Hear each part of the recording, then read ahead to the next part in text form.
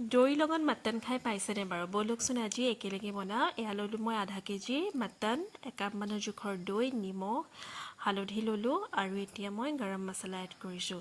এতিয়া মই এচামুচ ল'লোঁ জিৰা পাউডাৰ, ধনিয়া পাউডাৰ আৰু অকণমান ৰেড চিলি দিছোঁ তাত।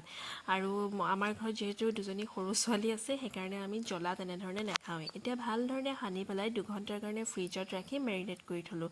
এতিয়া তেল গৰম হ'ল আৰু মই দিলোঁ এটা শুকান জলকীয়া, 2খন তেজপাত আৰু অকণমান পিঁয়াজ কাটি দিলোঁ। আৰু এইটো হৈছে পিঁয়াজ, আদা আৰু নহৰুৰ পেষ্ট ঢালি পেলাই এতিয়া ভালধৰণে লৰাই দিলোঁ।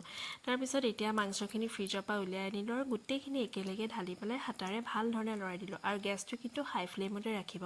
অলপ সময় ভজাৰ পিছত তাতে এটা আলু এড কৰিলোঁ আৰু ভালধৰণে ফ্ৰাই হোৱাৰ পিছত গৰম পানী দিলোঁ আৰু ভালদৰে সিজিবৰ কাৰণে কুকাৰত মই দি পেলাই 2টা চিটি মৰালোঁ। এতিয়া কুকাৰৰ পৰা চিটি গ'ল আৰু এয়া উতলিব দিলোঁ আৰু এয়া মোৰ মাংস ৰেডি হ'ল। আপোনালোকেও এবাৰ ট্ৰাই কৰি চাব।